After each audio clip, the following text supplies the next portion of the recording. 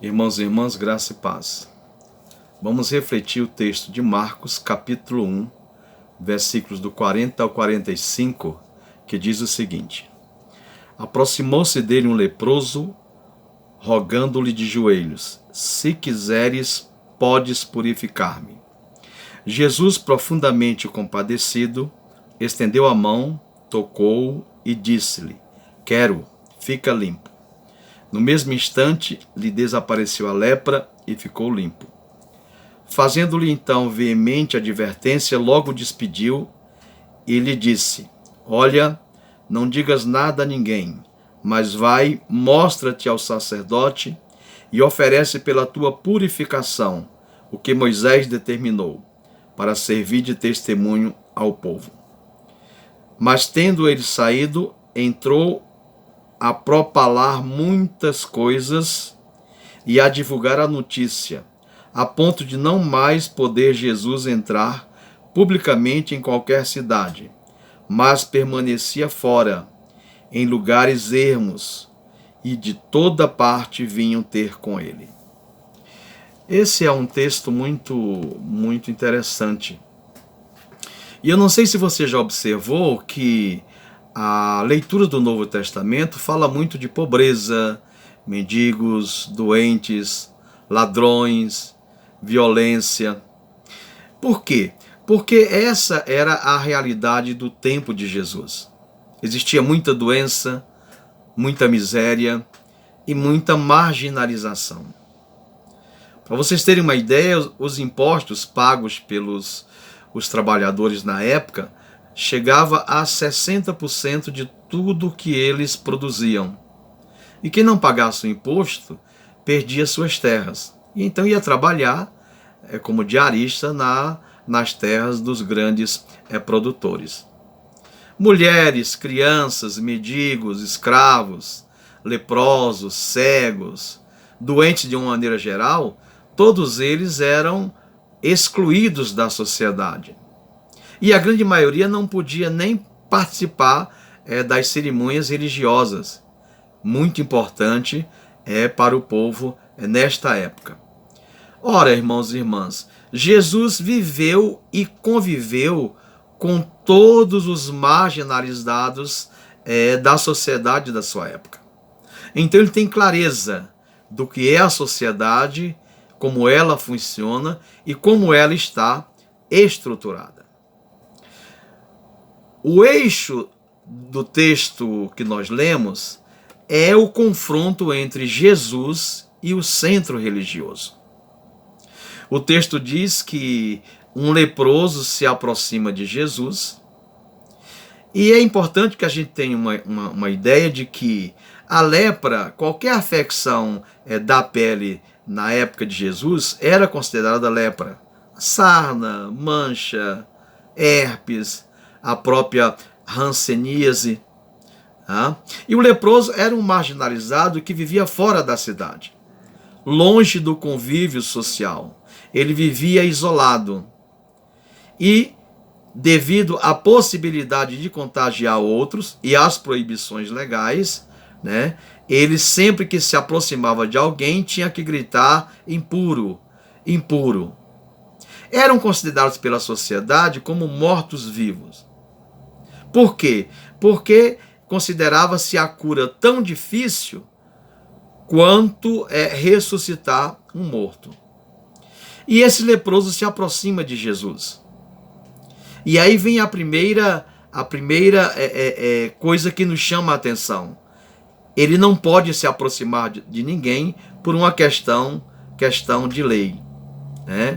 A lei, segundo o Deuteronômio, impedia terminantemente esse tipo de aproximação.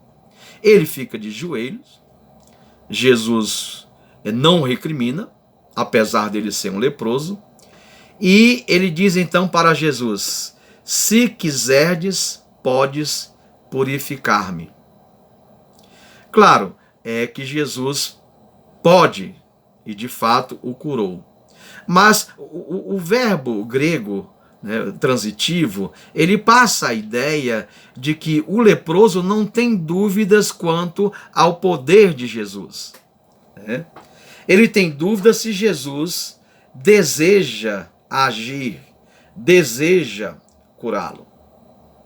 Ora, a versão mais comum da tradução que nós temos é que Jesus, no versículo 41, ele olha profundamente compadecido para o leproso. Ele é movido de ternura. Ele sente pena, compaixão pelo leproso e por isso, então, o cura. O problema é que nas melhores traduções ou nos melhores manuscritos não existe essa ideia.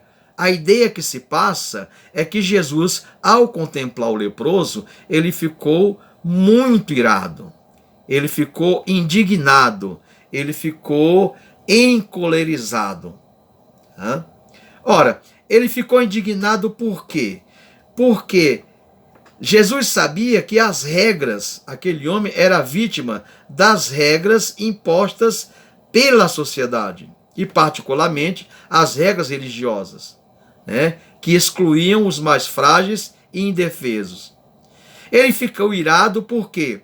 Porque ele era contra aquele tipo de religião que, ao invés de produzir a libertação e a transformação de vida, produzia a marginalização. Por isso, irmãos e irmãs, Jesus decide voluntariamente tocar no leproso. Só que o toque de Jesus o torna então contaminado, o torna então impuro cerimonialmente. Mas nós precisamos entender que essa atitude de Jesus, que está fora da cidade, que está junto com os marginalizados, é um ato de revolta contra essa prática religiosa que, ao invés de incluir os marginalizados, exclui esse grupo que é a maioria na sociedade. O versículo 42 diz que imediatamente o leproso ficou limpo. Por quê? Porque a ideia não é a cura em si. Ele ficou limpo por quê? Porque o mesmo termo utilizado nesse texto é utilizado em outras partes do Novo Testamento, significando a purificação de pecados. Ou seja, esse indivíduo teve a sua vida restaurada. Agora ele vai viver em harmonia com Deus e com a sociedade. Jesus então diz para que ele se apresente aos sacerdotes, mas ele não o faz.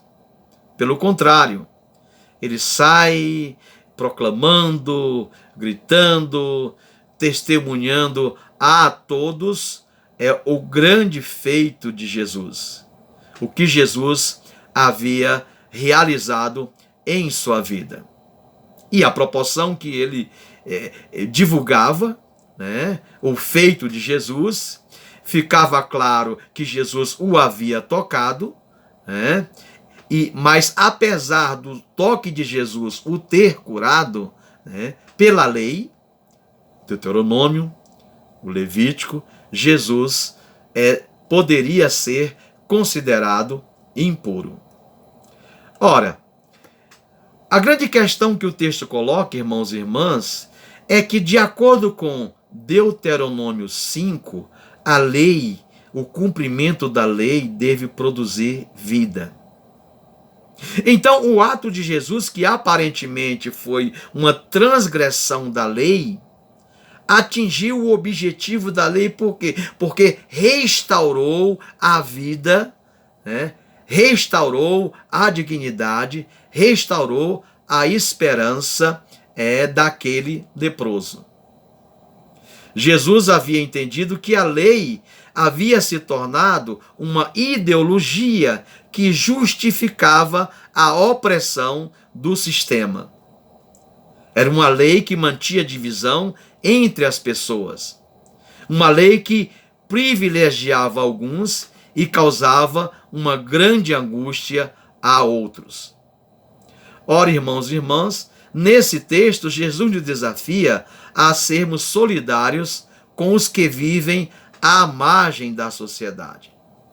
E eu gostaria de concluir a nossa reflexão lendo Tiago 2, do 14 ao 17, que diz o seguinte: Meus irmãos, qual é o proveito se alguém disser que tem fé, mas não tiver obras?